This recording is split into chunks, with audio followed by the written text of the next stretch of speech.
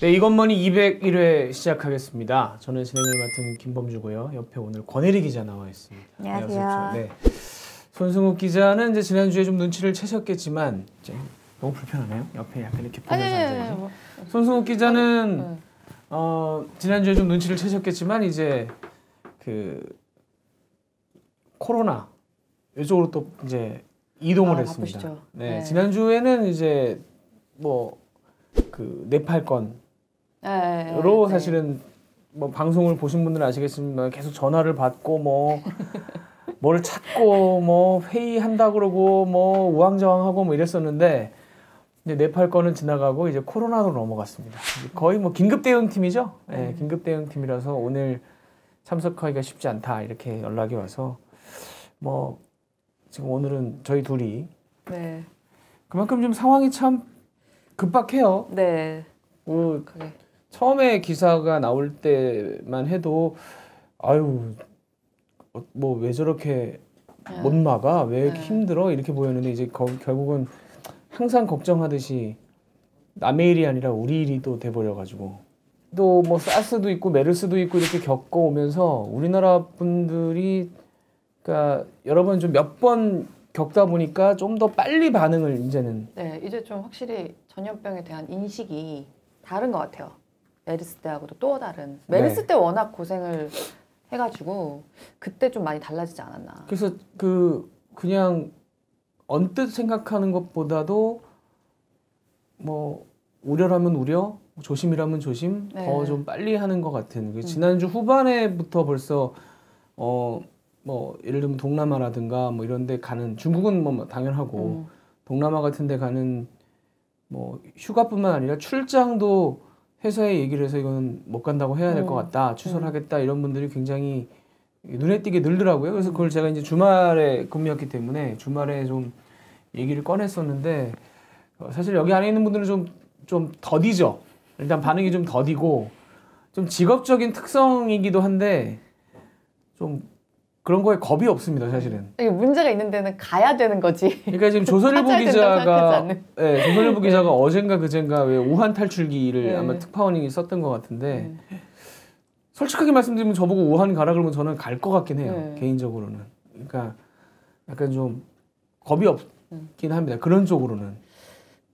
그래서 물론 이제 건강 문제라든가 혹은 주변 문제라든가 생각하면 제가 우한 간다는 얘기에 대해서 어떻게 받아들이실지 모르겠습니다만은. 아니 저도 가긴 가야 된다고 생각합니다. CNN 기자 같은 경우가 지금 들어가서 뭐 루포식으로 하기도 하고 하니까. 그러니까 이제 그 어떤 예방 매뉴얼을 굉장히 철저하게 지키면서 해야 되긴 하겠지만 리포트는 또 해야 되는 거니까.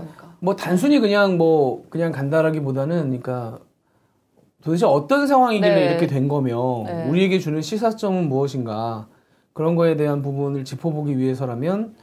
그렇다면 그리고 지금 뭐 얘기가 계속해서 나오고 있지만 정확히 지금 어떤 일이 일어났고 뭐 방역 저지선 을 친 거는 친 건데 어떻게 되고 있는지를 사실 아무도 보도해 주지 않으면 정확하게 알 수가 없잖아요. 근데 그리고 그거를 제대로 아는 것도 앞으로의 그 전염 확산을 막는데도 분명히 보탬이 되는 일이고 알아야 할 일이기 때문에. 알아야 할 일이긴 한데 어떻게 보면 그 수준을 또 넘어가 버리긴 했어요. 이제는 뭐 우한에서 그걸 죄송합니다. 어떻게 막느냐, 어떻게 관리해야 하느냐의 차원을 넘어서 버려서. 근데 그게 넘어선 것도 사실 며칠 안 된 일이기도 하기 때문에. 제가 볼 때 그러니까 지금 여러 가지 얘기가 나오는 게 이게 오늘 저희가 이 얘기를 뭐 의학적인 얘기인데 저희가 꺼내는 이유는 이건 경제 분야에 대한 얘기로 연결될 수밖에 없기 때문에 저희가 이제 얘기를 말씀을 드리는 건데 사실은 제일 먼저 드는 생각 제가 뭐 주말 앵커를 하면서 주말 뉴스 진행하면서 약간 좀 세게 얘기를 하긴 했습니다만은 안 그래도 매번 경제를 다루면서도 느끼던 건데 중국 정부의 발표를 믿을 수가 있는 거냐 이게. 그러니까 뭐 지금 권혜리 기자 얘기한 것처럼 그렇게 된 지 며칠 안 됐다. 과연 며칠이 안 됐을까? 그러니까 이게 우한을 뭐 막는 것 정도에서 상황이 벗어나는 일이었라는 것을 알게 된 지도 며칠 안 됐다는 거죠. 그리고 뭐 이따가 얘기를 하겠지만 정확하게 중국 정부가 그 방역 저지선을 친 게 23일 23일이 기준이었다고 하는데 그때 이미 사실 춘절에 오고 가는 중국 인구들이 상당히 감염 상태에서 피크를 넘은 상태에서 지금 중국 전역으로 퍼졌을 거라는 게 미국, 영국에서 나오는 연구잖아요. 그러니까 이게 우한을 넘어선 일이긴 한데 우리가 가서 이제 보도를 해야 되는 부분에 있어서 여전히 거기서 뭔가 더 알아야 할 것들이 있다는 그런 말씀을 전 드리고 지지난 주말에 조동찬 기자가 저기 그 뉴스에 출연을 했었어요. 그때 그러니까 한 11대 후반때 말씀하시는 거죠? 18일인가 18일 그랬던 정도? 것 같습니다. 제가 지금 찾고 있는데 조동찬 기자가 1월 18일 날 출연을 했어요. 근데 조동찬 기자가 했던 그 출연 내용이 뭐였냐면 당시에 1월 18일에 영국에서 영국 연구진은 그냥 가보지 않고 관련된 자료들로 가지고 분석을 해봤더니 우한의 그 폐렴 환자 수가 1,723명으로 추산이 된다. 네. 라는 얘기를 했었단 말이에요. 근데 이때 이제 중국 당국이 100명 이하로 얘기를 할 때였기 때문에 뭐 굉장히 격하게 반발도 하고 그랬었어요. 근데 그 어떻게 보면 이 1,700명도 적은 숫자였을 수도 있겠다. 지금 생각해 보면. 근데 지금 뭐 10만 명 얘기 나오잖아요. 그러니까요. 베이징에서도 사망자가 발생을 하고 이게 이제 우한이라는 곳이 삼국지를 열심히 보신 분 혹은 삼국지 게임을 해보신 분한테는 이제 한 방에 와 닿을 게 이게 형주의 강하라는 지역이에요. 유비가 왔다 갔다 하던데 아니에요? 그러니까 이제 그 적벽대전 치러지던 그 인근이고, 그러니까 서로가 그 자리를 차지하기 위해서, 그러니까 남쪽으로 내려가기 위한 요충지라고 해서 형주가 정말 뭐 격전지인 거죠. 그 총나라, 위나라, 오나라가 서로가 먹고 싶어서 난리를 치던 되게 친숙한 이름이었어요. 그 땅이에요. 그러니까 그게 반대로 무슨 얘기냐면 그만큼 물산이 모이고 교통이 모이는. 그러니까 중심에 있는 곳이기 때문에 여기서 벌어진 상황을 제대로 통제하지 않으면 언제든지 어디로든 퍼질 만한 그런 요건이 충분한 거거든요. 사실은. 그냥 다른 나라였으면 모르겠지만 형주의 강화야? 그 얘기를 듣자마자 그러면은 이건 제대로 막아야 되는 거였네 처음부터. 근데 그걸 그렇게 못했기 때문에 결국은 퍼졌던 거고, 그래서 항상 얘기 나오는 게 그 중국의 경제 수치에 대한 통계에 대한 얘기에서도 왜 각 성별로 이제 발표를 하잖아요. 성별로 그걸 해서 나중에 중앙정부가 총 집계를 하는 건데 그걸 믿을 수 있느냐라는, 그러니까 중앙정부가 집계하는 것 자체도 뭐 약간 뭐 갸우뚱하는 측면이 있지만 각 지방정부는 각 지방정부대로 또 자기의 어떤 성과하고 중앙에다가 내보여야 되는, 그래서 나중에 더 좋은 어떤 평가를 받아서 중앙으로 더 진출하는 계기를 만들려면 각 성별로의 그런 우리가 이렇게까지 또 성장을 했습니다라는 보고를 해야 되는 건데, 어떻게 보면 이제 그것 때문에라도 통계가 위험하다는 얘기를 했었던 건데, 이것도 뭐 아직은 지금 뭐 워낙 난리기 때문에 그런 것까지 짚어보거나 혹은 나중에 짚어볼 수 있을지도 모르겠어요. 중앙정부가 그냥 덮고 갈지 않을까. 지금 시진핑 주석까지 나서가지고 내가 뭐 하겠다 이러니까 과연 여기서 주석이 지금 뭘 할 수 있는지를 잘 모르겠는데, 그런 상황이라 나중에 그냥 뭐 이렇게 덮고 갈지 모르겠습니다만은 지방정부 자체가 결국은 기능을 못하는 거 아닌가. 그러니까 중국이라는 시스템 자체가 얼마나 아직은 정교하지 못하다라는 거를. 그렇죠. 근데 저는 이번 거 이제 취재를 좀 하면서 그 생각을 좀 많이 했어요. 사실 그 미중 무역 전쟁 때도 그랬지만 이제 중국이 그 글로벌 경제에서나 사회적으로나 차지하는 영향이 원래도 컸지만 점점 더 커지고 앞으로 더 커질 거잖아요. 그렇죠. 근데 이제 중국도 지금처럼 자기들이 하고 싶은 거는 하고 돈 벌고 싶은 거는 벌고, 그리고 시스템이나 이런 통계 같은 부분에 대해서는 깜깜한 부분이 있고, 어떤 모럴이나 이런 어떤 뭐 인권이나 이런 부분에 있어서도 깜깜한 부분이 있고, 이런 식으로 계속 자기들 하고 싶은 것만 자본주의에서 받아들이면서 갈 수 있는 시기는 진짜 지난 것 같다는, 그게 이제 정말 여러 가지 면에서 보이는 그 상징 중에 하나가 아닌가 이번 일이, 그런 생각이 좀 들었어요. 그러니까 2003년 사스 때도 사실 몇 달을 은폐했던 게 나중에 발각이 됐잖아요. 근데 이번에는 사스보다는 빨리 움직인다라고 미국, 영국에서도 얘기를 하고 있지만, 그래도 사실 초기에 우왕좌왕하고 대충 좀 이렇게 하고 넘어가려고 했던 것들이 벌써 조금 보인다는 얘기가 벌써 좀 나오고 있고, 뭐 이따가 얘기하겠지만은 당장 그 제가 오늘 아침에 그 친절한 경제에서 했던 게 그 중국 정부가 공식적으로 이게 코로나 바이러스 감염증이라는 걸 확정을 해서 발표하기 전에 그로부터 열흘 전에 이게 정확하게 어떤 바이러스인지는 모르지만 세계적으로 확산될 바이러스가 우한에서 일어났다라고 캐나다 인공지능이 밝힌 게 있었어요. 네. 그게 그러니까는 미국 CDC, 미국 질병예방센터보다도 더 빠르고 작년에 제일 먼저 그거를 이제 공식적으로 WHO와 나라들의 뉴스레터를 보낸 그 인공지능인데 그거를 개발한 사람이 2003년 사스 때 너무 절실하게 느껴서 개발한 캐나다 의사인 거예요. 그 사스 때 캐나다 사람이 44명이나 사망을 했더라고요. 근데 그때 자기가 의사로서 병원에서 이 사람들을 돌봤던 그러니까 우리 메르스 때 그 감염된 분들 치료했던 의사 같은 그런 분이에요. 근데 중국 정부가 얘기하는 것을 기다리는 것 그리고 사실 지카 바이러스 때 같은 경우에 조금 그런 것을 은폐하려고 하는 좀 느낌 같은 게 있는 좀 정부들 있잖아요. 중남미에서도 지카 바이러스 같은 것도 마찬가지고 정부나 당국이 이런 감염증 전염병에 대해서 얘기하는 것을 기다리는 것이 너무 늦다. 초기에 이것을 약간 은폐하려고 하거나 머뭇거리거나 작은 일로 축소하고 싶어하는 그런 마음들 때문에 너무 늦어진다 라는 걸 쌌을 때 너무 느끼고 이거를 10년 연구해서 개발을 했다는 거예요. 근데 그때보다는 좀 낫다고 하지만 여전히 지금 17년이 지난 이번에도 중국 정부가 사실 가장 기민하게 대처했다고는 말할 수 없는 정황들이 벌써 보이고 있는 상황이잖아요. 앞으로 중국이 더더욱 인적 교류나 물적 교류나 여러 가지로 더 많이 하게 될 텐데 이제 자기네 원하지 않는 거는 감춰두는 시기는 정말 지나가 버렸다는 게 여러 가지 이유가 있을 것 같아요. 근데 그게 무슨 의도적으로 감추고 했을 수도 있는데 또 한 가지는 본인들의 어떤 능력이 안 돼서 능력의 부족도 있겠죠. 이거를 이제 감당이 안 되는 상황이라서 어떻게 보면 또 그랬을 수도 있지 않을까. 지금 우한에서 벌어지고 있는 상황들을 봐도 뭐 영상 제가 지금 제가 국제팀에 지금 발령이 나서 있기 때문에 들어오는 영상을 가지고 뉴스를 만들려고 할 때 특히 초기에 되게 고민되는 부분은 이건 영상이 진짠가? 그러니까 뭔가 가짜일 수도 있지 않을까라는 생각이 들 정도의 이제 영상들도 들어오고 하기 때문에 그런 걸 거르는 것도 굉장히 좀 고민스럽긴 한데 어쨌든 간에 선배 이거 오늘 잠깐 딴 얘기인데 우리도 사실 지금 공포랑 불안이 되게 크잖아요. 그럼요. 그래서 그 가짜 뉴스가 비슷하게 퍼진다고 맞아요. 하는데 제가 오늘 트위터에서 본 게 그 어딘지 모르겠어요. 근데 어떤 지역에 뭐 송월타월 이런 타월 파는 가게 앞에 막 그런 이 방역복 입으신 분들이 막 왔다 갔다 하는 사진이 있고 이게 되게 돌았나 봐요. 지금 이 정도 사태다. 아직 그 발병자가 없다고 하는 곳에서도 뭐 이런 검역이 있었다라는 식의 사진 돌았는데 어떤 분이 이거 우리 아버지 가게인데 합성이다.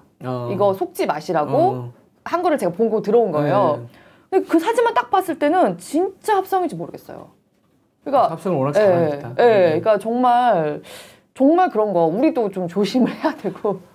그러니까 근데 이제 좀 이따 우리나라 얘기도 하겠습니다만은 우리나라 같은 경우는 제가 볼 때는 방역이 어쨌든 몇 번의 뭐 경험을 겪으면서 많이 좀 업그레이드가 됐고 그다음에 특히나 또 어떤 문제가 발생했을 때 지금 같은 경우도 제가 이제 일요일 날 그 방송을 하면서도 그렇게 제가 앞에 일부러 설명을 드렸는데 예를 들면 명지병원이라는 곳 일산의 명지병원이라는 곳에 세 번째 그 확진자가 격리 수용이 돼 있는데 혹시 주변에 계시는 분들이 불안해할까봐 저기 있단 말이야? 이렇게 불안해할까봐 이럴 때를 대비해서 정부가 미리 선정해서 뭐 준비를 해놓은 병원인 명지병원이라고 제가 일부러 설명을 길게 붙였어요. 근데 그만큼 우리가 준비도 뭐 어느 정도 많이 돼 있고 공항 얼마 전에 이제 그 외국인이 인천공항 입국하면서 한국 봐라 이래가지고 동영상을 찍어가지고 저 트위터에 올려서 외국에서 특히 동남아나 이런 쪽에서 한국은 준비가 참 잘 돼 있구나. 그 방역하시는 분들의 뭐 철저한 그런 걸 보고 그다음에 뭐 키트도 나눠주신다 그래요. 외국 나가는 사람한테도 이 마스크가 들어있거나 뭐 이런 그 키트를 또 나눠줘가지고 하는 걸 보고 한국은 준비가 잘 돼 있구나. 우리 같은 경우는 어떻게 보면 그걸 이제 어느 정도 터졌을 때도 감당할 수 있는 의료 시스템이라든가 이런 게 갖춰져 있기 때문에 어떻게 보면 그런 자신감 바탕으로 하는 게 있다면 중국은 지금 그게 안 되기 때문에 의료적으로도 원래 의료 중국 갔다 오신 분들 얘기 들어보면 병원 한 번 가는 그냥 일반적으로 병원 가도 이게 시스템이 종합적으로 안 돼 있어가지고 뭐 하나의 단계를 건너갈 때마다 뭐 버벅대는 게 굉장히 심하고 뭐 몇 시간을 걸리기도 십상이라고 그렇게 얘기를 하던데 결과적으로는 이런 사태가 발생했을 때도 이렇게 좀 유기적으로 과연 관리가 되는 게 쉽지가 않겠죠. 그러다 보니까 이제 중국 같은 경우는 일이 이렇게 돼버린 거고. 우한에서 약간 중앙의 보고도 좀 늦었던 것 같아요. 저는 당연히 그랬을 것 같아요. 그건 뭐 중국 체제 제가 볼 때는 시스템적인 문제라고 생각이 들고 그런 점에서는 이제 우리나라로 넘어와서 생각을 해보면 저는 우리나라 같은 경우도 뭐 제가 방금 말씀드린 대로 어느 정도 시스템이 갖춰져 있는데 여기서 이제 한 가지 조금 더 고민은 좀 정보 공개의 차원. 많은 분들에게 어떻게 보면 이제 박원순 시장이 지난 주말에 했던 얘기가 저랑 생각이 좀 맞다고 생각하는데 좀 과하다 싶을 정도로 처음에 쏟아붓는 게 훨씬 더 맞아요. 국민들 불안감을 가라앉히는 데 도움이 되지 않을까. 왜냐하면 그 부분에 대한 고민이 있었던 것 같아요. 이번에도 방역 당국이. 그러니까 특히 세 번째 확진자 같은 경우에 증상이 없는 상태에서 공항을 통과해서 서울에 들어와서 엿새를 어쨌든 돌아다닌 거잖아요. 뭐 가로수길도 갔고 뭐 거기서 술도 마시고 호텔에 가서 묵기도 하고 스타벅스도 가고 이분 굉장히 많이 네 번째 확진자도 굉장히 활동적이더라고요. 뭐 오랜만에 한국 들어왔으니까 이분들 굉장히 열심히 활동을 했겠죠. 근데 사실은 그 세 번째 확진자가 또 주말에 나와가지고 제가 보도를 하면서 저도 느낀 건데 이 세 번째 확진자가 일산 서구의 어머니 집에서 묵었어요. 고향 일산 서구의 어머니 집에서 묵으면서 서울까지 갔던 거죠. 근데 이제 첫날 발표할 때까지는 이 사람의 동선이 정확하게 나오지 않았기 때문에 발표를 못한 측면도 있긴 한데 방역 당국을 취재하는 기자들, 그러니까 보건, 복지 이쪽 담당 취재하는 기자들이 초기에 쓴 기사들, 초기라고 해봐야 그날 저녁 때까지 쓴 기사를 보면 이 사람이 어느 지역에 묵었는지에 대한 내용을 빼고 씁니다. 기자들이. 그러니까 기자들 자체가 그걸 쓰는 거를 불안하다고 그럴까요? 그러니까 괜히 그 동네 사람들 불안감 키우는 거 아닌가라는 생각을 했던 것 같아요. 근데 저는 그러니까 저희 오후 회의에서도 그게 한참 논의가 됐는데 저는 사실 반대였어요. 왜냐하면 일단 명지병원에 들어가 있지 않습니까, 사람이. 그럼 그 지역 사람이라는 게 거의 확실한 데다가 뭐 일산, 고양, 파주, 김포 이 중에 하나겠죠. 근데 괜히 엉뚱한 지역에 있는 사람들까지 불안감을 키울 수가 있는 거잖아요. 저도 그날 일요일이죠. 일요일인가 월요일인가 이제 뭐 어디 성형외과를 가고 이런 걸 다 명시해서 제가 보여줬잖아요. 저는 굉장히 잘했다고 생각했어요. 왜냐면 그러니까 그 다음 날입니다. 그러니까 확진자하고 나서 다음 날. 이렇게 월요일입니다. 월요일 날이고 일요일 날이 맞을 거예요. 그날 제가 다시 봐야 되는데 그날 논의가 저희도 그래서 심도 깊게 논의를 했습니다. 이걸 어디까지 오픈하는 것이 맞냐. 그래서 저희 사실 내부적으로는 뭐 이제 이 과정을 말씀드리는 건데 초반에 나왔던 얘기는 경기 서북부라고 얘기를 하자고 얘기가 나왔었어요. 근데 저는 사실 그것도 반대였습니다. 왜냐면 그럼 서북부에 있는 사람들 몇백만 명인데 얼마나 불안해요. 그건 근데 여기서 이제 제가 매번 몇 번 여기서 그런 얘기를 드렸잖아요. 예를 들면 부동산도 부동산 출입 기자와 금융 출입 기자의 시각이 다르고 접근법이 다르고 내용이 다르다. 짚는 포인트가 다르다. 근데 여기서도 한 가지 뭐라 그럴까요? 허점으로 훅 들어온 게 뭐냐면 일산구청과 일산보건소가 먼저 치고 나왔습니다. 우리 동네다라고 먼저 거기서 발표를 하고 거기서 먼저 대책본부를 만들고 그러니까 고향 출입하는 기자들은 고향에서 발병이라고 쓰는 거예요. 그러니까 오히려 지역에 있는 기자들과 지역 공무원들은 먼저 나서서 오히려 그게 불안할 수 있거든요. 사람들이 막 입소문으로 인터넷으로 고향이래. 그게 대표적인 케이스가 월요일 날 그 사람이 고향에 있는 스타필드를 갔다는 소문이 세게 돈 거예요. 그거 돌았죠 막. 엄청 돌았어요. 근데 하필 제가 그날 고향 스타필드를 갔습니다. 사람들이 별로 없더라고요. 저는 모르고 갔어요. 그냥 고향 스타필드를 모르고 갔는데 사람들이 별로 없더라고요. 그냥 근데 이제 그날 오후에 방역 당국에서 이제 부랴부랴 고향 스타필드는 안 간 걸로 네, 봤어요. 확인됐다는 이제 자료를 냈잖아요. 그러니까 저는 이번 일을 계기로 우리나라 국민들의 어떤 상황을 믿고 오히려 빨리 전파를 하고 대신 강하게 좀 맞아요. 막을 건 막는 그렇게 가야지 사람들이 불안감이 줄어들지 이게 막 그런 점에서 잘하고 있다고 봅니다 지금은. 저는 뭐 제가 다 본 건 아니지만 그 두 번째 확진자 같은 분 같은 경우에도 굉장히 매뉴얼에 맞게 행동을 맞아요. 하셨어요 그분이. 맞아요. 그리고 네. 딱 조금이라도 자기가 증상이 나타나기 시작해서 바로 자진 신고하고 말하자면 우한을 갔다 온 사람으로 딱 의식이 있었고 그 해야 되는 민간인이 할 수 있는 제가 굉장히 모범적으로 행동을 하셨거든요. 그러니까 사실 메르스 때도 그런 게 많이 얘기가 됐었는데 그 병에 걸려서 전염이 돼서 격리가 되거나 이런 조치가 된 사람들에 대해서 굉장히 배관시하는 시선 같은 것이 있다. 있어요. 예. 근데 그런 것도 메르스를 거치면서 좀 많이 그러면 안 된다라고 하는 부분도 좀 생기지 않았나라는 생각이 들고 사실 그 이번 확진을 받은 분들이나 굉장히 그분들도 시민의식에 맞게 행동을 하신 거고요. 그러니까 그거는 그거고 배관시하지 않는 시선은 배관시하지 않는 시선으로 별개의 문제인 것이고 예를 들어서 만약에 제가 뭐 우리 같은 경우에 월요일 날 어디 갔다를 굉장히 명시해서 보여줬는데 내가 좀 몸이 이상이 있다거나 나도 이게 혹시나 뭐 사람 사이 감염으로 혹시 나에게도 그 바이러스가 온 게 아닐까라고 느끼신 분이 신고하고 검사 받을 수 있는 그런 정보를 빠르게 맞습니다. 매스미디어를 통해서 알려주는 거잖아요. 이거는 서로 신경을 써야 되는 것이고 또 우리는 그게 할 일이고라는 생각 진짜 저는 또 한 가지가 제 생각인데 이게 저는 중국 탓이라고 생각을 합니다. 이거는 명확하게. 왜냐하면 중국이 처음에 이런 위험성, 이런 문제를 어떻게 보면 좀 약간 감추려고까지라고 하기는 그렇지만 조금 뭐 약화시키려고 했던 것 때문에 저희도 사실 이렇게까지 심각한지를 몰랐었고 알았다면 조금 더 강하게 보도를 했겠죠. 초반부터. 사실은 지지난주에 아까 제가 조동찬 기자 나왔을 때 말씀을 드렸습니다마는 그 굉장히 앞부분에 저희가 배치를 했는데 뉴스 앞부분에 배치를 했는데 저마저도 그 생각을 했어요. 너무 앞이 아닌가? 너무 우리가 호들갑을 떠나? 너무 세게 나가나? 라고 생각을 했었어요. 그때만 해도. 근데 지금 생각해보면 그때 더 세게 했었어야 되는 거구나. 그렇죠. 왜냐면 그 이후에 이분들이 들어왔기 때문에. 근데 또 한 가지는 세 번째, 네 번째 확진자 같은 경우는 들어와서 감기 기운인 줄 알고 해열제를 먹고 움직였단 말이에요.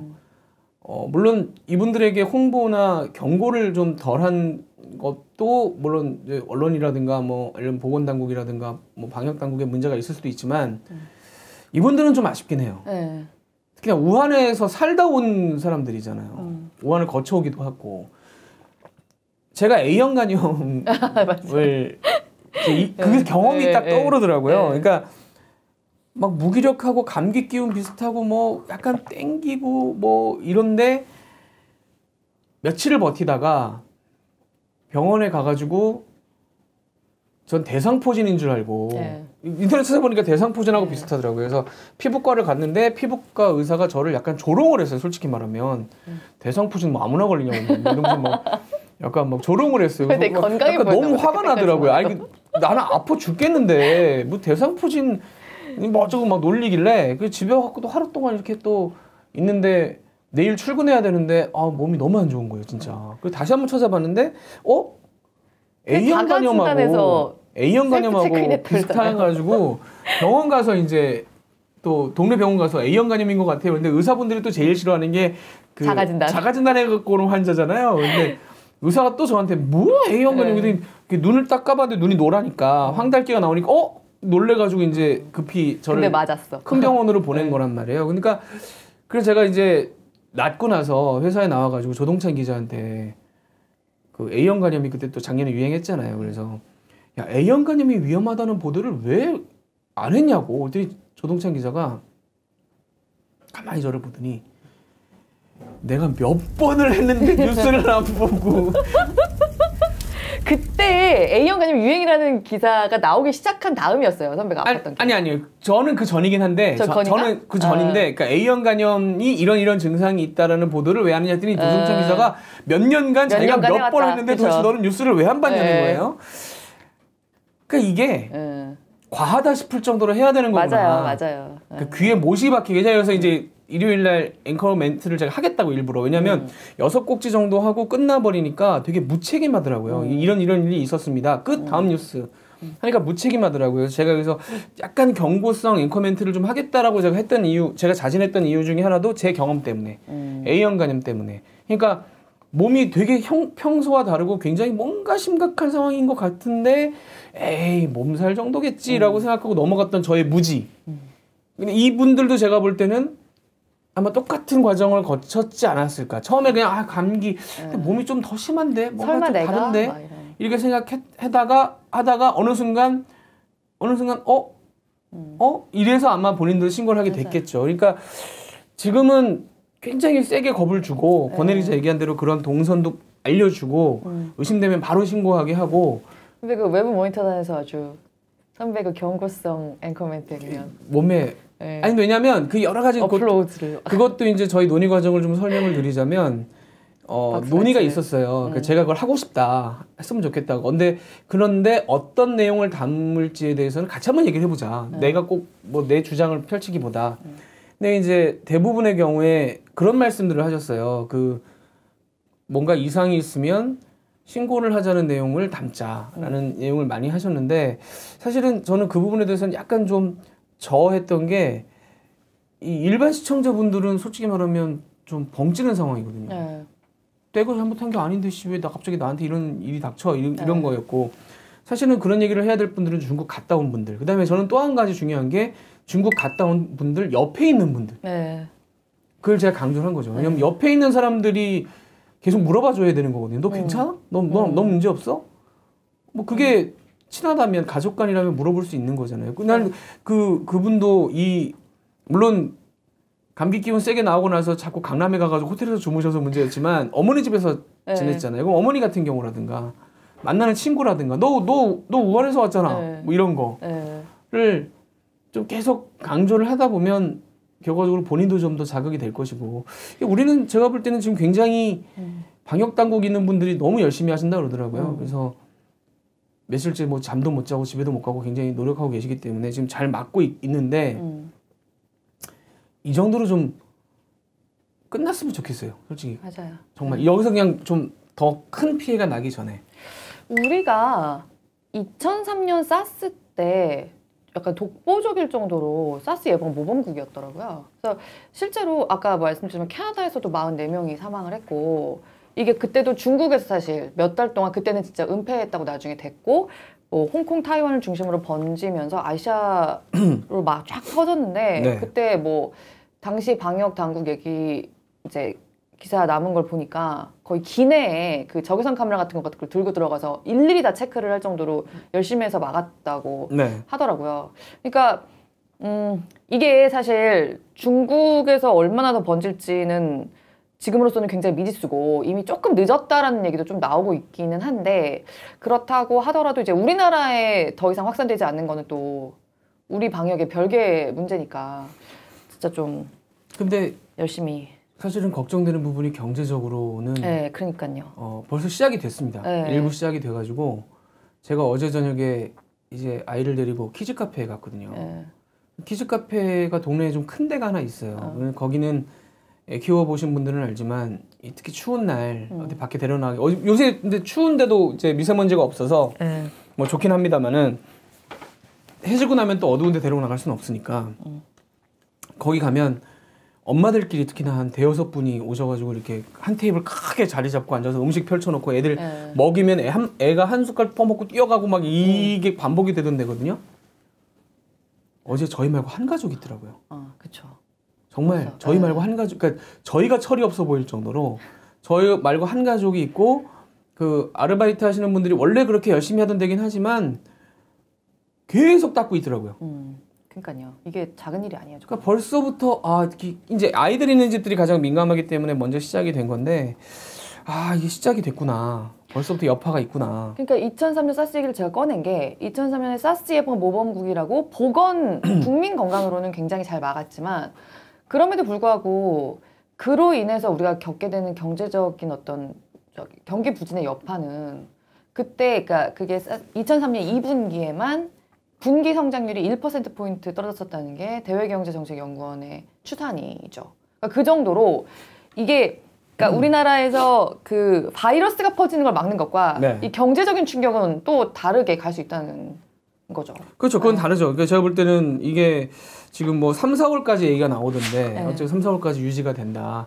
그러면 심리적으로 이제 눌리는 현상이 계속 그때까지 뭐 환자가 감염자가 확장이 되지 않더라도 충분히 생길 것이고 특히 애들 있는 집들 안 움직이고 이제 노약자분들도 좀 조심하게 될 거고 이제 그렇게 되면 이 실물 경제에서도 문제가 있을 수 있겠구나. 메르스 때 0.2%포인트 경제 성장률이 떨어진 네. 결과가 나중에 집계를 해보니까 0.2%포인트라고 하면 작년에 우리가 2% 성장을 했는데 굉장히 큰 부분이거든요. 그러니까 그때 메르스 때 성장률을 보니까 분기별 성장률을 보니까 메르스가 창궐했던 게 2015년 2분기인데요. 네. 그때 분기 성장률이 0.2였어요.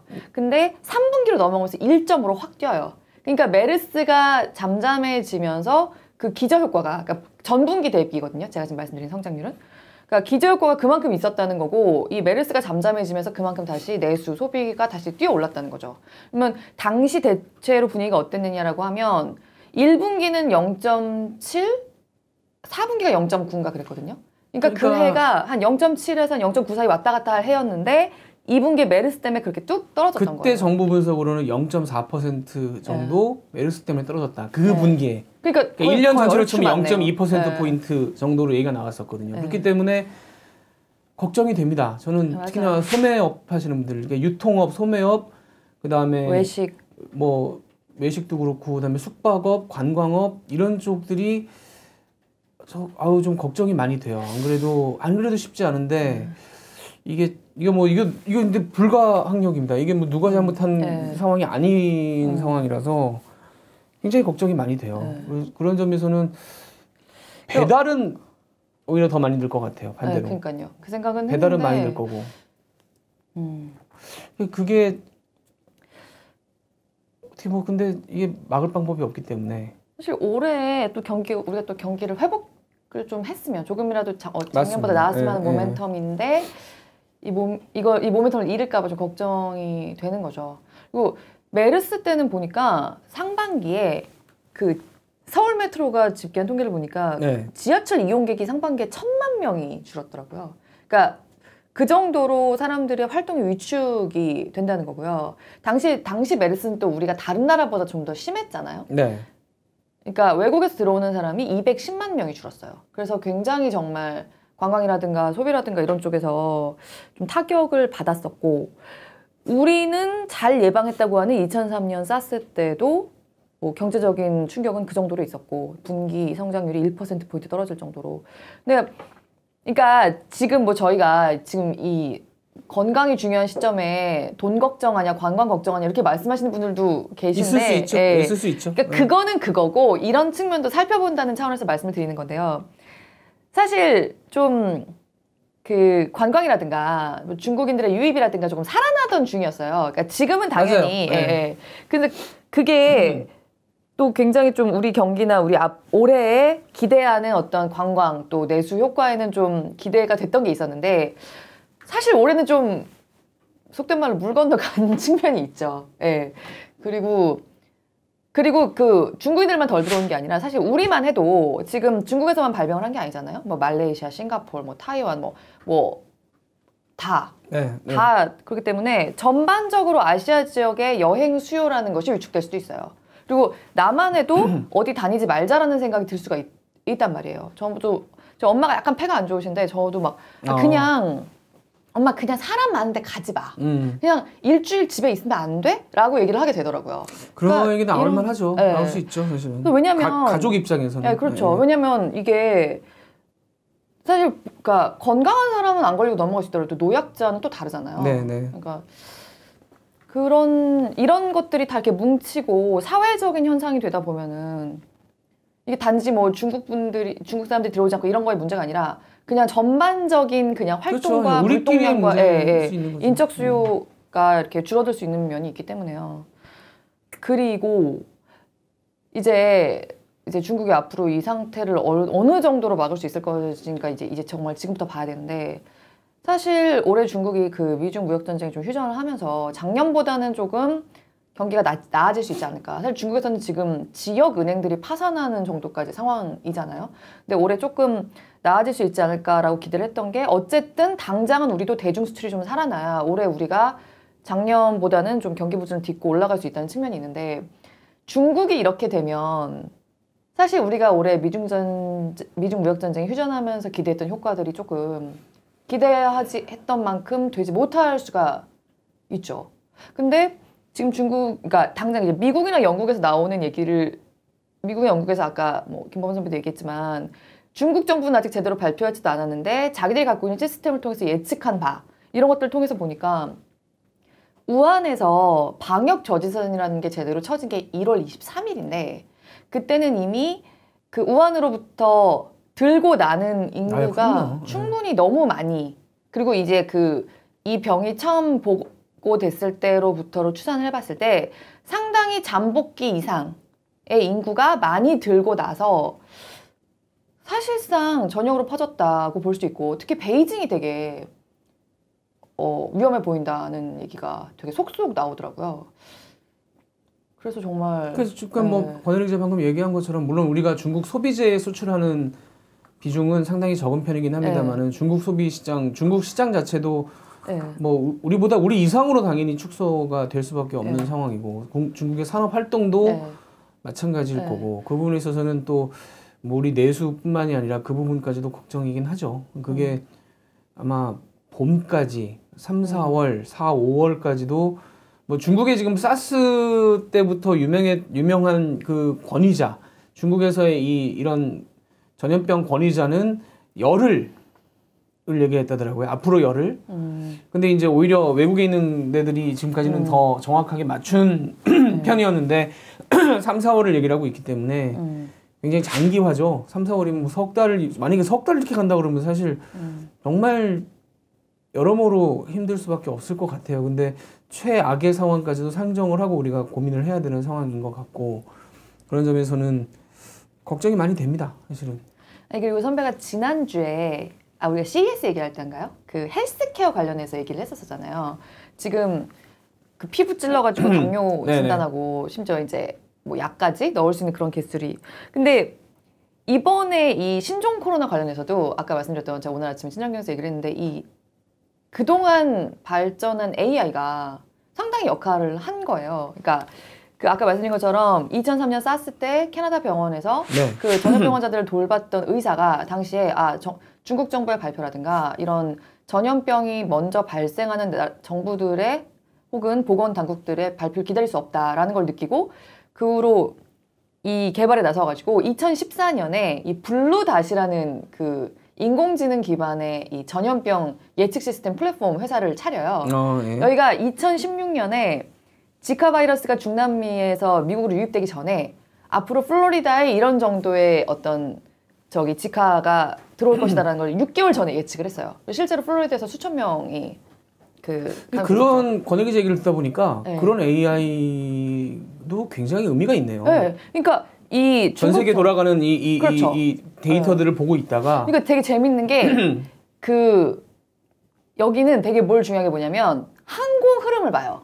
봐야겠죠. 당연히 저도 지금 생각을 했는데 항공 운송협회 야타 있잖아요. 거기가 다 그 정보를 제공을 야타라고 부릅니까 그거를? 야타라고 그러더라고요. 아 그래요? IATA인데 그걸 야타라고 해요? 이야타가 아니고 야타라고 합니까?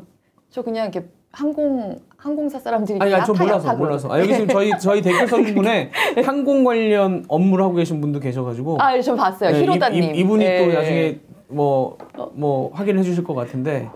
항공사 사람들이 그냥 야타 그러고. 그 맞겠죠. 맞겠죠. 저는 영어로만 봤지 어떻게 발음하는지 못 들어봐서. 아마 한국식 발음이 아닐까 싶긴 한데요. 콩글리시 이런 거 싶긴 한데. 근데 그러니까 이 사람이 보니까 사실 최근에 신종 병들이 뭐 천연두나 이런 것처럼 사라진 것도 있지만 신종 전염병들이 그 세상 어느 때보다 빨리 나타나고 있고 진짜 빠르게 확산되고 있다. 왜냐하면 이미 세계가 이를 생활권이기 때문에 이게 이 항공의 흐름을 통해서 이 전염병의 확산 정도를 파악하는 게 굉장히 정확하더라는 거예요.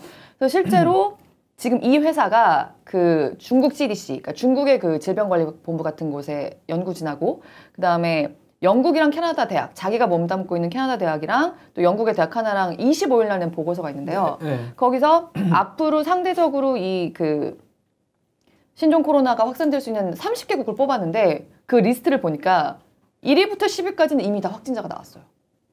그리고 17위까지도 확진자가 안 나오는 데가 2나라밖에 없어요.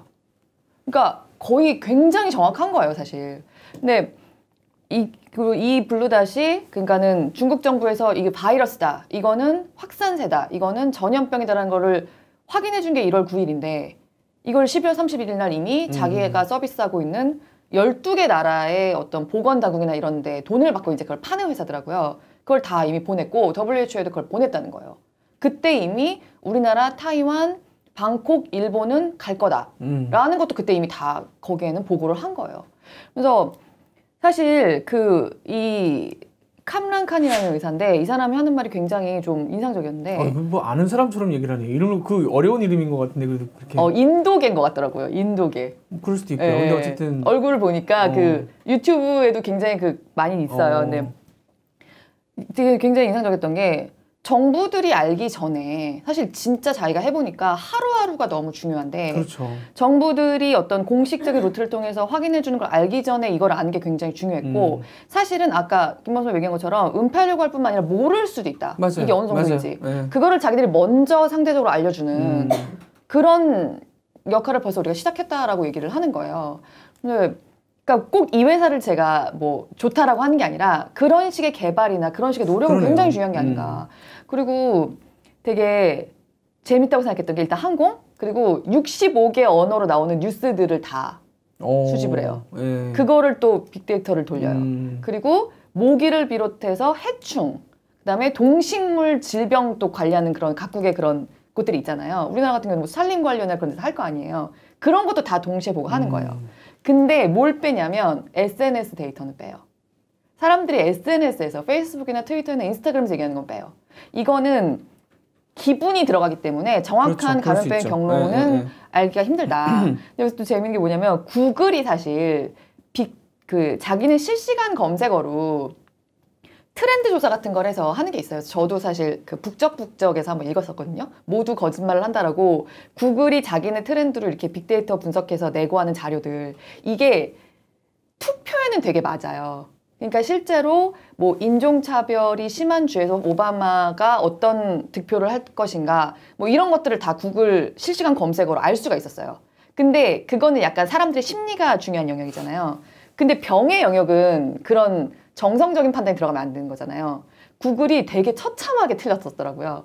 자기들이 그 실시간 검색어로 독감 경로 예측을 한번 해봤는데 그게 너무 틀린 거예요. 너무 확장이 된 거예요. 아니 그건 당연하겠죠. 네. 왜냐하면 그런 것들이 데이터로서 어떤 의미가 그쵸. 과연 있느냐, 네. 객관적인 가치가 있느냐라고 보면 사실 없을 테니까. 네. 근데 이제 그게 이제 와서는 보면은 그런데 옛날에는 뭐 SNS 데이터라든가 SNS 사람들이 얘기하는 거가 또 굉장히 좀 실제보다 부풀려져서 좀 가치가 평가될 때도 있잖아요. 근데 정말 이런 전염병이나 이런 쪽으로는 정말 이거는 굉장히 이제 뭐 미스리딩한 데이터더라. 그 AI가 어떤 자료를 가지고 어떤 결과적으로 과정을 거쳐서 어떤 판단을 내리느냐가 영업 비밀이겠죠. 네. 근데 한 가지 궁금해지는 건 중국같이 저렇게 불투명한 데이터를 가지고도 예를 들면 결과를 낼 수 있는 뭔가 이 보안 어떤 기준들 이런 것들을 과연 거기까지 연구가 돼 있는 건지 중국도 그랬기 때문에 이번에 이렇게 빨리 굉장히 궁금하네요. 그러니까 중국 같은 경우에 중국의 경제 성장률 수치를 믿지 못하기 때문에 중국 내부의 연구자들이나 중국의 정책 관계자들도 예를 들면 기차가 움직이는 양 뭐 이런 거를 대입을 해서 몇 가지 보완을 해서 이 해석을 한다는 얘기가 있거든요. 그러니까 이제 물동량 같은 경우는 속일 수가 없잖아요. 기차가 얼마나 많이 움직이고 얼마나 많은 걸 실어 놔두느냐 같은 경우는 속일 수가 없기 때문에 뭔가 그런 것들을 넣어서 이 자료 보완을 해서 본다는 얘기가 있는데 그 의사도 뭐 사스 때문에 특히나 만들었다고 한다면 중국의 믿을 수 없는 데이터에 뭔가를 섞어서 더 신뢰도를 높이는 뭔가를 할 것 같다는 느낌이 굉장히 드네요. 그러니까 결국 이거를 마지막으로 최종적으로 과연 우리가 외부에 보고할 사항이냐 아니냐는 그 인공지능이 한 걸 가지고 사람이 판단한다 그러더라고요. 결국에는. 근데 그래요? 인공지능이 한 걸 가지고 결국은 사람이 판단한다. 인공지능이 낸 것 중에서 마지막으로는 거기 한 뭐 이제 의사들이랑 뭐 이렇게 전문가들이 있는데 그 중에서 이제 좀 하긴 뭐 선택한다고. 네. 여기서 이제 약간의 영업 비밀을 말씀드리자면은 곧 총선이 있잖아요. 근데 네. 총선 때 예를 들면 그 방송 3사가 같이 출구 조사를 하는데 그 출구 조사하는 업체에서 이렇게 공통적으로 얼마다라고 보내주지는 네. 않습니다. 그러니까 대충 로데이터 비슷하게 해서 네. 이렇게 보내주면 약간 레인지가 있잖아요. 각 방송사가 같은 자료를 가지고 나름의 네. 판단을 내리게 되는 거거든요. 맞아요, 사실은 맞아요. 뭐 비슷한 거네요. 그런 비슷한 그게 네. 있는 것 같더라고요. 근데 저 좀 보니까 뉴스는 되게 중요하게 보더라고요. 그러니까 그 SNS 포스팅 말고 뉴스. 그러니까 예를 들면은 아무리 뭐 그러니까 중국이 언론이 다른 나라 같지는 않겠지만은 폐렴 뭐 이런 단어가 나타나는 빈도 그리고 폐렴이라는 이름의 락 밴드도 있을 수 있잖아요. 그런 거는 제거하고 그런 거가 좀 어느 정도 구축이 돼 있는 모양이더라고요. 물론 앞으로 이런 것도 더 훨씬 더 발달을 해야 되겠지만 그래서 저는 좀 생각을 했던 게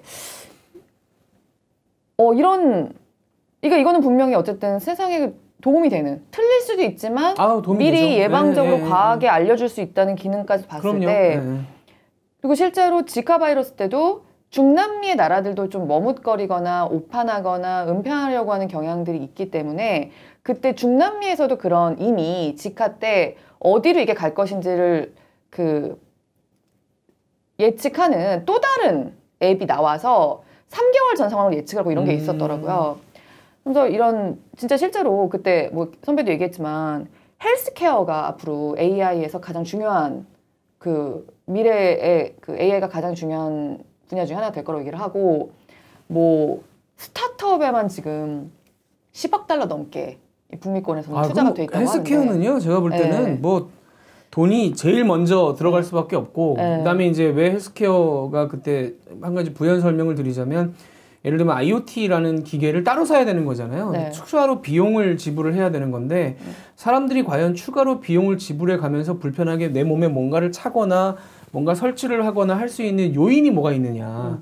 결국 건강이 제일 우선이기 때문에 그래서 그렇게 얘기를 하는 거죠. 그래서 제가 볼 때는 그쪽 분야는 앞으로도 계속 유망하고 특히나 이런 AI를 그분도 참 어떻게 보면 근데 이걸로 뭐 큰 돈을 벌겠어요. 뭔가 공익적인 차원에서 굉장히 고민을 해서 만든 거일 것 같고 상당히 더 키워볼 만하네요. 이런 부분에 대해서 경각심을 키우고 우리가 더 문제가 커지기 전에 알람을 울려주면 그죠? 그러면 좀 더 우리가 이렇게까지 오지 않을 수 있는 우한 정도의 몇몇 환자에서 막을 수도 있었을 것 같아요. 제가 볼 때는. 근데 지금은 뭐 일이 너무 커져버려서 베이징에서까지 사망자가 나와버렸고 뭐 중국 전체가 지금 불안한 상황이고 거기 옆에 있는 우리나라 뭐 다 마찬가지로 지금 위험한 상황이 돼버려서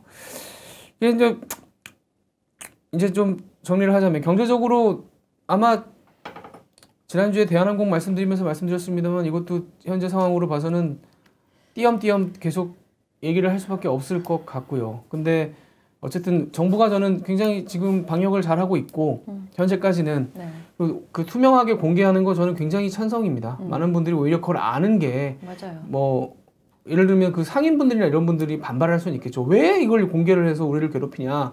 가로수길에 사람 안 오지 않느냐. 뭐 이렇게 얘기하실 수도 있지만 그거 한 1, 2주 안 오는 게 어떻게 보면 모두를 위해서도 거기 있는 상인분들한테도 괜히 뭐 공개 안 해가지고 안 왔던 데나 안 갔던 데까지도 다 피해를 보는 것보다는 약간 모호하게 그러면 오히려 더 덜 움직이게 된다고 해야 되나요? 그리고 이제 우리 정부가 또 한 가지 생각을 잘했던 것이 중국에 마스크 200만 개 보낸 게 중국에서 굉장히 평이 좋아요. 아 그래요? 네, 중국에서 굉장히 중국 사람들한테 평이 좋아요. 뭐 예를 들면 이런 건 있습니다. 일본이 100만 개를 보냈대요. 그래서 우리가 이제 200만 개를 보내니까 일본 이기려고 200만 개 보낸 거 아니냐 뭐 이런 이런 걸로 이기는 건 괜찮죠. 근데 중국 사람들 반응이 상당히 인터넷에서 뭐 상당히 좋은 편이라 그래요. 한국이 그런 어쨌든 어려울 때 이런 걸 뭐 보내줬다라는 거에 대한 굉장히 반응이 좋다고 그래서 그런 것도 생각 잘 한 것 같고요. 중국에 이제 마스크가 굉장히 많이 필요할 텐데 사람이 몇 명입니까? 그다음에 또 한 가지는 우리도 이제 전세기를 보낼 계획인데 그 대한항공 승무원분들 중에 경력이 많은 분들이 자원을 했다고 들었어요. 거기를 직접 가시겠다고.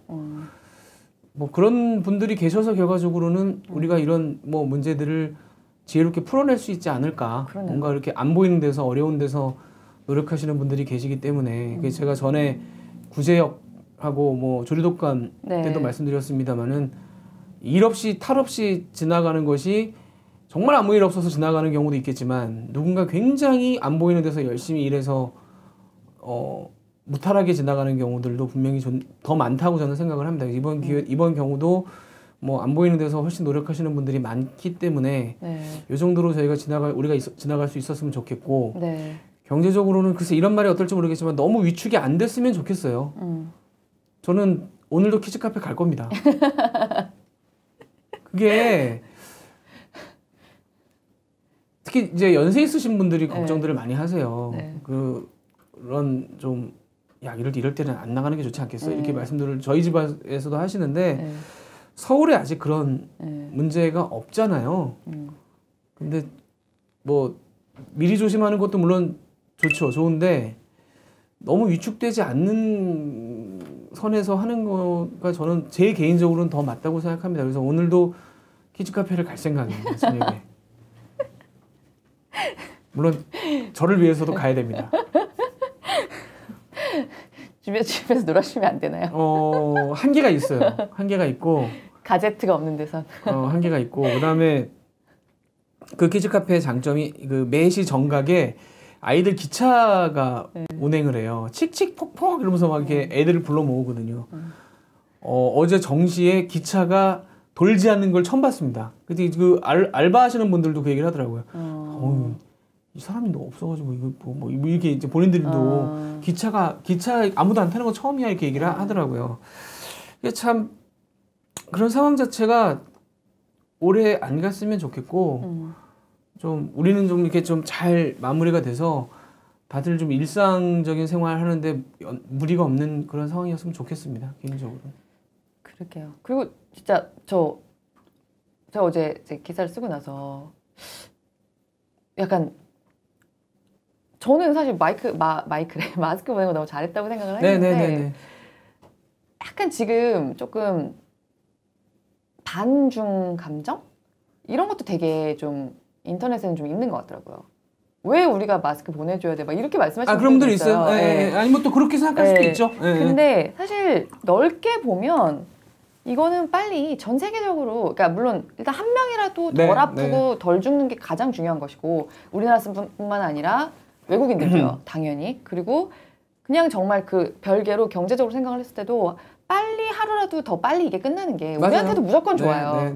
그리고 사실 뭐 여러 가지 중국하고는 어쨌든지 간에 뗄래야 뗄 수 없는 관계이고 상황인데 그 마스크 200만 개 보내서 그런 그런 좋은 결과나 인상이나 그런 걸 남길 수 있고 실제로 좋은 결과를 또 얻을 수가 있다고 하면 저는 그거는 정말 아니 뭐 그렇게 생각하시는 분들도 있고 그런 여론도 일부 있을 수 있습니다만은 딴 걸 다 떠나서 아프잖아요 사람들이. 그러니까요. 그리고 그걸 필요로 하는 물건이 있고 우리가 마침 또 그게 있다고 한다면 굳이 그걸 꽁꽁 싸매고 안 줄 필요는 없죠. 한국에도 마스크가 없는데 그걸 막 없는 걸 짜가지고 보낸다 그러면 그건 뭐라고 할 문제지만 아니니까. 우린 만들어내고 있으니까. 그런 게 있더라고요. 미세먼지 때문에 워낙 마스크가 이제 많이 돌아서 맞아요.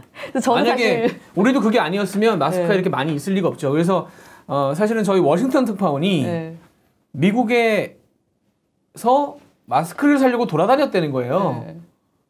7군데를 갔는데 마스크가 없대요, 미국에는. 걔네는 미세먼지 오 막 이러니까. 이런 마스크를 쓸 일이 없는 거죠, 미국에서는. 뭐 공기가 그렇게 맑은데 마스크를 왜 팔겠어요. 그래서 거기도 이제 갖다 놓으려고 한다고 하더라고요. 우리는 마침 물론 중국 때문이죠. 미세먼지용 마스크들을 많이 만들고 있는 상황이기 때문에. 그래서 저도 사실 어제 아이템을 저도 이제 기사를 써야 되니까 혹시 마스크 부족한가를 엄청 해봤는데 너무 쉽게 할 수 있는 거예요. 아직은 뭐 30개들이 한 박스 그냥 뭐 하루 만에 오는 거예요. 그럼요. 금방 옵니다. 그래서 이런 거는 뭐 그 마스크 만드는 공장들은 주가도 많이 올랐고 지금 마스크가 부족하다는 거는 사실이 아니니까 그거는 딴 걸 다 떠나서요. 그러니까 이런저런 감정 뭐 이런 걸 다 떠나서 아프잖아요. 그러니까 사람들이. 한 사람을 덜 죽고 덜 아픈데. 인도주의적인 관점에서도 그러니까요. 우리가 뭐 부족한 물자가 아니라면 빨리 보내주는 게 여러 가지로 좋죠. 멀리 있는 그 뭐 모르는 사람도 도와주는데 어쨌든 간에 가까이 있는 사람들인데 그걸 뭐 안 도와줄 이유가 없지 않습니까? 뭐 넓게 생각하시고 저는 오늘도 키즈카페를 갈 겁니다. 그러니까 좀 너무 약간 간질간질 아직은 걱정은 되죠. 걱정은 되고 뭐 지키는 게 중요하겠지만 너무 움츠러들지는 말았으면 좋겠다. 모두를 위해서 그런 좀 말씀을 드리면서 다음 주에는 일주일 동안 확진자가 없었습니다라는 소식과 함께 돌아올 수 있기를 바라봅니다. 자, 다음 주에는 어쨌든 잠잠해져서 손승욱 기자가 다시 이 자리에 앉을 수 있기를 다음 주에는 안 바쁘기를 기대를 해보겠습니다. 다음 주에 찾아뵙겠습니다. 감사합니다. 고맙습니다.